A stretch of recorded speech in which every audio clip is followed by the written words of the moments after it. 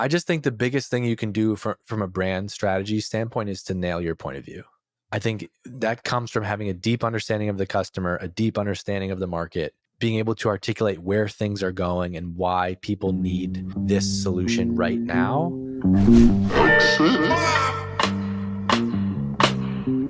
Exit.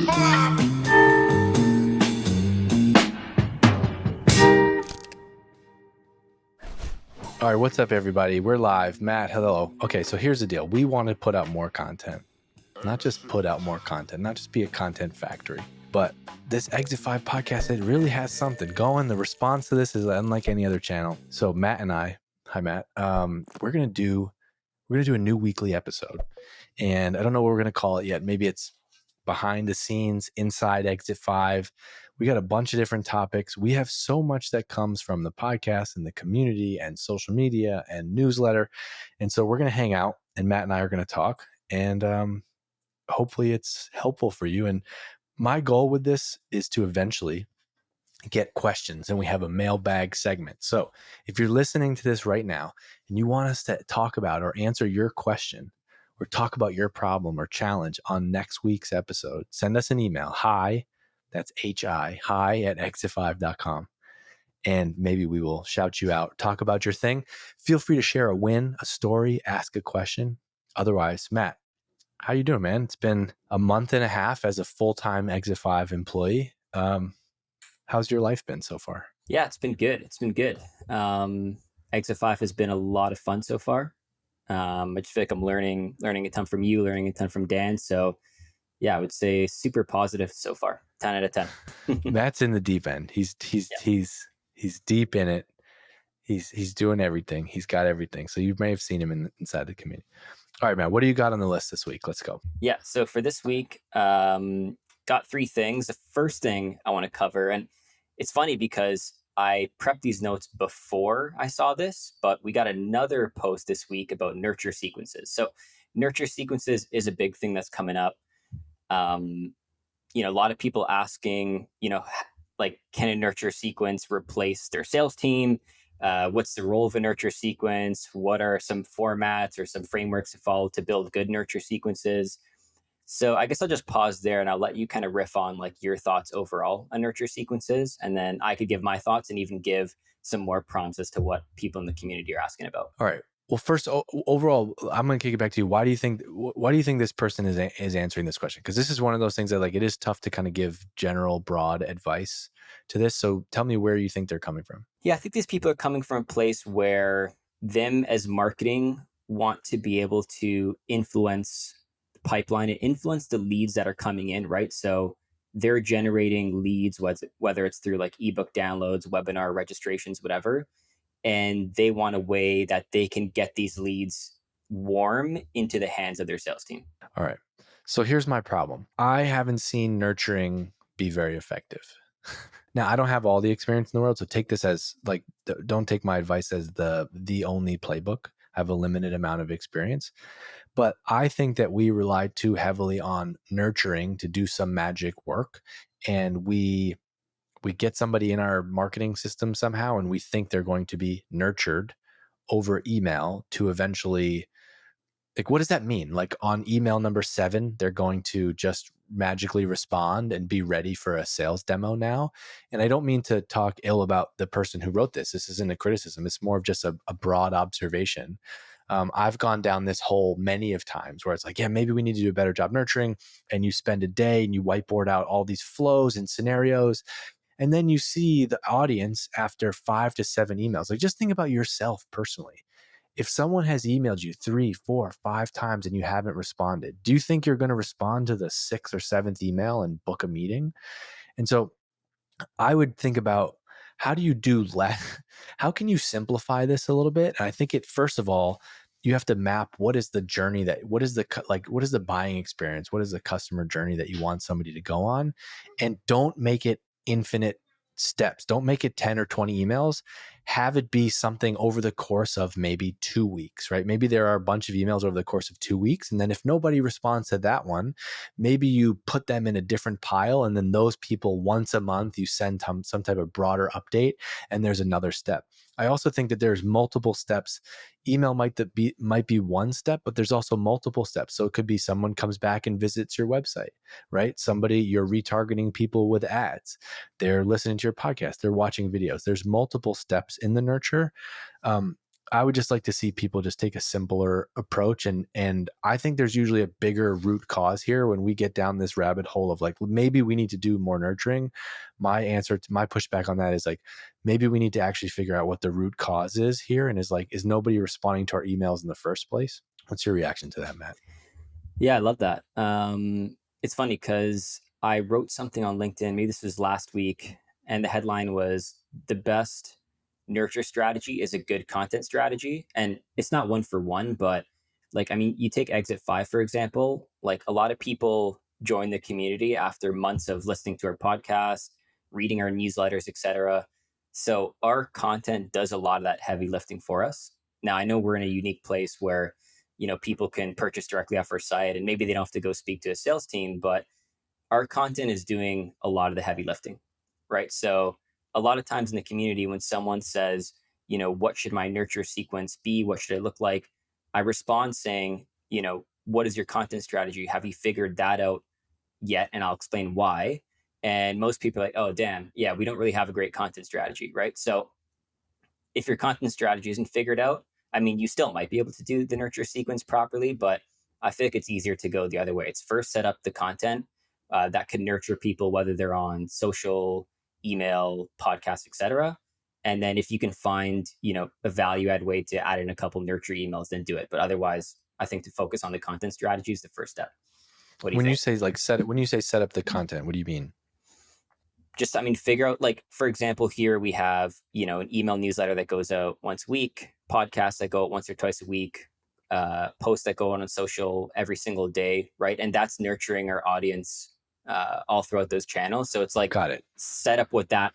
that So we first. already have that. It's like we already have this machine going. And so it's less about like how many times did we email them. So yeah, that's an interesting observation. So I think also we as marketers, we tend to like obsess over the steps, and it's like, well, they're going to get this email and then do this thing, and things just don't happen in that linear fashion. And especially today with all the touch points of marketing, it's exactly what you said. Send 3 to 5 emails, but also know, like, how do you push people to your other properties? And so maybe you're just going to send 3 emails. First email is, hey, also, by the way, all of this matters when we're talking about nurturing. The entry point matters here. And so nurturing somebody who, say, joins your newsletter is going to be different than someone who converts on a specific product page that says contact us and never actually responds. Those are all going to be different strategies. So um, get on the whiteboard, map out all the flows. How do people buy your product? And the more you can simplify that, the better. All right, let's go to the next Yep. question, Cool, cool. So next or the question. This next is the one next where, piece. yeah, yeah, yeah. So this is one where you're gonna love this one. But someone asked, "What are the best books and resources to become a better copywriter?" So yeah, I just want to talk about how you think people can become a better copywriter. I know you have like the 10 laws of copywriting, but I want to get higher level than that. It's like, what are the daily steps that someone could take, or how could a more junior marketer become a good writer? Sure. So I think copywriting books are great, and I obsessed with them and studied a lot of them. I do think that a lot of the lessons in each book are very similar, and a lot of the core principles are there. And so I would pick 1 or 2 books and really study them. I got a bunch of them on my shelf over here. I'm gonna look at one. I'll give you one. I'll just give you one specific one. The book is called The Copywriter's Handbook by Robert Bly. That's a great one. A lot of people other recommend some book, like there's like an Adweek copy handbook. There's something by Joseph Sugarman. I've never read either of those. That's the one I read. I've also read some other, like I think Ogilvy on advertising is a good one. It's not copywriting specific, but it's a good glimpse into like how to think about writing for advertising. And the reason writing for advertising is the thing to study is because ads, almost like billboards, are like fast paced in your feed. They need to grab your attention quickly. And so you learn a lot about the principles of copywriting. So I would start by just picking up one of those books. And I like that. I like Copywriter's Handbook because it's like a school book. Like it lays out all the steps in copywriting and why. Study that one book. Read that one book. Don't go read 15 books. It's a waste of time. Pick that one book, go deep, study that book. Then after that, you need to write. You need to actually do the thing. You need to actually practice. And what's amazing about today is that we have we have channels that you can write for free. So Matt, you've been going hard, like writing on LinkedIn the past probably 30 to 45 days. Don't you see how that helps you become a better copywriter, right? You're writing every single day. You need to be out there writing. If you're not willing to write publicly on LinkedIn or Twitter, totally fine. Open up a Google Doc, start a daily writing practice, and set a timer and write something for 30 minutes every single day. Write about a story, write about something that's bothering you, write about something that's frustrating, but do it in a way that you're trying to, once you've learned the some key elements from that book, you're not just writing an email, like you're not just writing a quick email to your friend who you want to get, see if they're around this weekend. Like try to actually write a compelling story. You need to just get reps in. For me, the way that I really learned was by having to send out a weekly email. When I was at Drift, we wanted to start a newsletter. I had to send out the weekly email. I had to write it and send it. And so it was amazing because it was at the time I'm studying these copywriting books. I got to send out the email. And so I got to see every week, did more people respond? What was the open rate? What was the click rate? What was the responses? And you can't put too much pressure on each email. You just need to think of it like, I'm just going to do this. And so over the course of a year, if you write that newsletter, like Matt, you're managing our newsletter now, Mhm. think about how many reps you're going to have in writing newsletters by the Yeah. next year, next year at this time. So you got to write. I do, even though I gave advice of like do a bunch of different things, I think that if you can pick one core topic to write on, you'll get better faster.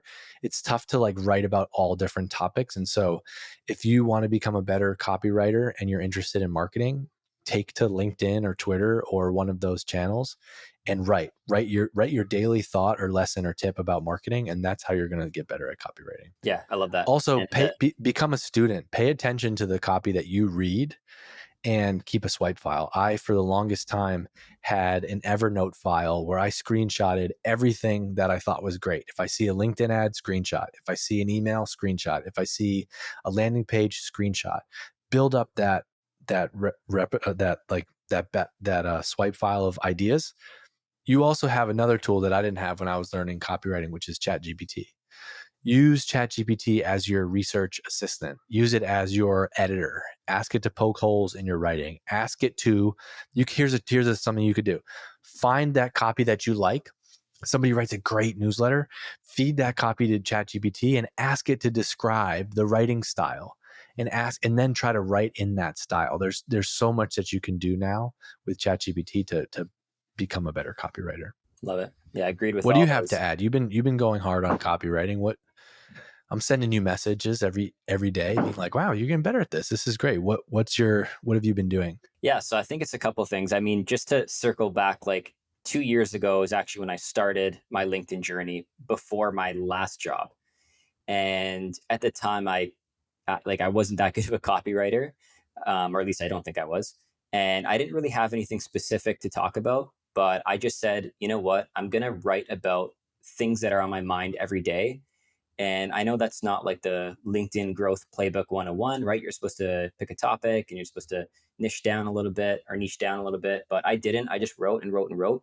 And my audience didn't grow like crazy. But what happened was when I ended up getting another job, people at this company were like, oh, Matt, like, you write some pretty cool stuff on LinkedIn. Like, I like your stuff. And then whenever they had something that they wrote, whether it was for LinkedIn, an email, whatever it was, they would go to me and ask me for copy feedback. So now I was getting all these messages in the company about, how can I improve my copy? And I became, one of the better people in house that writes copy. So I think it's like, it doesn't have to be perfect to start, but it's just getting started. And then you'll see that, that'll lead to people in the company like coming to you for copy. Um, Yeah, surprised. You got to just do a lot of it, and you'll start to learn. Yeah, exactly. So yeah, that's my 2 cents. And then also, working for this guy called Dave Gerhardt, his feedback with copy is pretty good. So if you can do that, I would say definitely try and do that. Love that. Yeah. It's if you're able to take feedback, you don't ever take it as a personal criticism, right? And I think that's very important. Absolutely. Why brand matters in B2B. This was a social post, a LinkedIn post that you did maybe last week, was it? No, I didn't write it. My LinkedIn VA, I'm ChatGPT writes all my LinkedIn posts, so I didn't actually write it. No, I'm just kidding. I did somebody messaged me last week and said, who writes your LinkedIn posts? I'm like, I do. I do, man. Come on. Okay, so why brand matters in B2B. So I posted this with a picture of Gartner has this classic, and I've used this graphic. I knew this was going to work because I have posted about this graphic for 5 years. But Gartner put out this B2B buying journey, and it's just like this cluster of just like all these different steps. And the point is that the B2B buyer's journey is not linear. People don't just see an ad and go buy. B2B is a considered purchase. You're often spending 50, 100,000 plus dollars, depends on what the product is. You're spending a lot more money than you are on a consumer product. You're buying it for work. Your job, it takes time to implement, to go through security and procurement. Your job is often on the line. You're spending the company's money, not your own. So a B2B is a considered purchase. And so if you just think of all those things, right? Of course it matters more that you have a brand, and a brand is your reputation. And so in a world where, like, how many people do we see on G2 and they're like, hey, we were rated 4.8 stars, and we were rated 4.7 stars, and we were rated 4.6 stars on G2, and all these things, right? How can you possibly make a decision about what product you're going to buy when every company is throwing their feature checklist at you? Every company is touting their G2 reviews. Every company is mentioned in this Forrester report, in this Gartner report. The way you're going to win is on brand. And in B2B, um, everybody is shopping. They're not buying. And so even if you have a company that you think you're going to buy from, you're going to go do your due diligence. If I said to you, Matt, we're thinking about moving our newsletter platform, right? You might have a company in mind that you have for us to use for the newsletter, but you're going to do your diligence and you're going to say, all right, I'm going to evaluate these 2 or 3 platforms. Well, when you go and do the research and you realize that 80% of the features are pretty similar, and you can't really tell, and they're telling you one thing, you're going to buy based on brand, and brand is your reputation. And so this is the opportunity in brand. I always tell this story, but as a junior marketer coming up, I didn't know anything. I still don't know anything. But at one of my very first jobs, I remember like needing to present a marketing plan, and I was like, I don't know how to do that. What's a marketing plan? And so I looked up. I was like a religious follower of HubSpot at the time in their early content days. And HubSpot had a great article on like how to build a marketing plan and present it to your boss. So I grabbed that. I wrote my version of the plan, presented it to my boss, and she was like blown away. She's like, this is an amazing plan. Like, holy shit, I didn't know you could think like this and do all this. And so I became a HubSpot fan years and years before I ever bought their product, because they made me smarter. They helped me do my job, right? They helped me win. They helped me get promoted.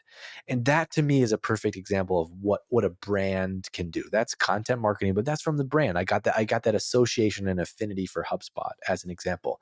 I didn't buy HubSpot until 10 years later, but it was because of that brand. They helped me along the way. And so I think that you need to make brand a priority if you're in B2B. But I will say that I think people get missed. I think when I talk about that, or other people talk about it, they think that brand means like the colors, the logo, how you look.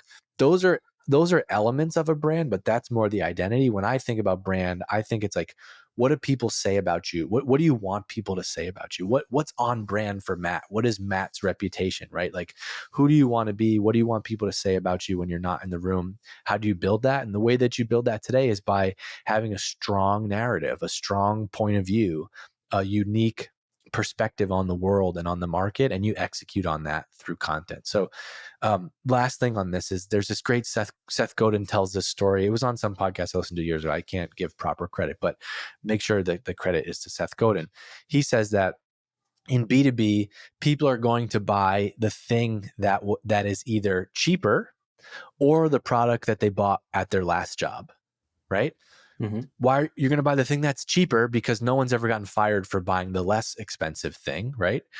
Or you're going to buy the thing you bought at your last job because it's safer. Oh, we've always just used Salesforce CRM. Like no one gets fired for buying Salesforce. We're going to buy Salesforce. But the opportunity, unless you want to compete on the low end price or you're already the established brand, the opportunity, he says, is to give people a story that they can tell to their boss about why they should buy your product, right? And so somebody's able to say, I saw this at Drift all the time. Like, I don't know, I'm not really sure like how different their product is from Intercom. It kind of is just like chat, but like I really love their podcast and I went to their event. I just like the way that they talk about things and see the world, and that's why I buy from them, right? That's what you want to channel with brand. That's why brand matters in B2B. Cool. Yeah. Yeah. I was going to say at a last company of mine, we were losing all the time on price to our bigger competitors. And, everyone used to think like, oh, like, why are we always losing to them? Like our product is better. Like what is it? And when you sent that post, it triggered that if, when you're constantly losing on price to your bigger competitors, it is the brand, right? They just don't trust you. And it's what you said, like someone could get in big trouble for hiring or for going with us as opposed to a competitor. I just think the biggest thing you can do from a brand strategy standpoint is to nail your point of view. Yeah. I love I that. think And that comes from having a deep understanding of the customer, a deep understanding of the market, being able to articulate where things are going and why people need this solution right now. What are the big trends in the world? How do you solve those problems? That's what this comes down to. The point of view, you could call it the strategic narrative, you could call it the positioning, the differentiator is in there also. That's going to be like the 80-20 of like how do you build your brand? And then content is how you execute on it, the megaphone piece of that. So you can't just have the story, you need to be able to like articulate that. And that's what the content is. cool. I love that. How to become the go-to resource for your customers. The way you become the go-to resource for your customers is to really get clear on your narrative, really get clear on that point of view, on that story to your market. But you have to have a way of telling that to the world. And so um, I think a great example that we're seeing, so one example from the past is Gong. Gong did a great job of this, and they used LinkedIn as their way. They say, hey, our buyers are salespeople. Salespeople in tech are all on LinkedIn. We're going to go hard on LinkedIn, and we're going to basically use LinkedIn as our content distribution channel, and that's where we're going to build. I think we're seeing this right now with another company, with Apollo. They're like all over LinkedIn. They're sharing their point of view. They're publicly going hard after their biggest competitor, which is Zoom Info. They're always kind of like poking holes and talking about what's going on there. That's a great example of that. And so you need to, how to become the go-to resource. I'll recommend a great book for you. The book is called Story Brand by Donald Miller. And I think that positioning and messaging is like, there's not one perfect framework for it. And so I like to I've kind of taken pieces of all different people's things over the years to like cobble my version of it. But I really like Story Brand because the concept of Story Brand is essentially like your customer is the main character in the story, and they have this problem and they need help solving it, and like you give them the plan and the way to solve the problem, and then you help them win, and so you're the hero. I love that. And he talks about, there's just so many movies that have been that, right? Like, your customer is Luke Skywalker and you are Yoda, and you're there to help guide this person along the way so they can, conquer, save the world. And I think that's a great way to think about that. So you can't just have this living in a Google Doc, though. You got to get on offense and be able to tell the story publicly. I think LinkedIn is a great place to start, but your website, it's got to be on your website. It's got to be sprinkled through everything you do. It's got to be very clear that when I read your stuff, I see your differentiated point of view in everything. Where are you going to, just real quick, because this is something I thought about, like your customers aren't on LinkedIn. How are you sharing that message? What are some other ways you've seen it done with an audience that isn't on LinkedIn per se? I would say that they have something like 800 million users. I think it's tougher to make a case that your audience are not. I think there's probably people that might listen to this that are in, some manufacturing niche or some vertical that people are not on LinkedIn. I don't have a specific answer to give you, Matt, about where to tell them to go, but I can give you a principle. Just the most basic marketing principle is, where do they hang out? Where Yeah, do they hang out? It could be an industry event. It could be they have one big trade show every year that everybody goes to, right? love that. Yeah. Okay, great. Then you're going to have a booth at that place. Then let's not just have our regular logo and slogan up here. Let's think about how we reach people, right? There's a local meetup in your area. There's a networking group. It's all those places. It's working backwards from where do your potential customers hang out? Cool. That's where it Love that. starts. Awesome. Thanks for coming on. Let's do this. We're going to do this regularly. I made a note. We got to get your mic situation figured out. I'm going to send you a good mic, or we'll double check your connection settings here. Luckily, the crew at Hatch will do us a solid on the post-production end. Shout out to Hatch. But send us a note, hi@exit5.com. We're going to make this a recurring segment, under 30 minutes, in and out. Right now, we're taking stuff that we see in the community and on LinkedIn and newsletter responses, but I'd love to make this. Imagine if this was just completely listener driven, and each week we had a bunch of questions from listeners, and we got to dig into that. So, Matt, anything you want to just plug real quick for what's going on in and around Exit 5 the rest of the month real quick? Yeah. So next week, we're dropping a template which will help marketers set goals and make marketing plans. So we talked about in this episode, how to make a marketing plan. This is a great 2-pager that I think you used throughout your career. It's dropping next week. So I think you guys really like that one. And then at the end of the week, end of the month, sorry, we have an ad creative teardown. So the team at No Boring Design, you could submit your ads to us, and the team at No Boring Design will not only give feedback, but they're also going to redesign your ad for you. So those are 2 things that I think are really, really awesome. And I'm really looking forward, especially to the ad creative teardown. I think that'll be super cool. Cool. All right. Go and check it out. Exit5.com if you're not a member already. Send us an email, hi@exit5.com. We'll take listener questions. We'll see you on the next episode of the pod. Good job, Matt. Exit.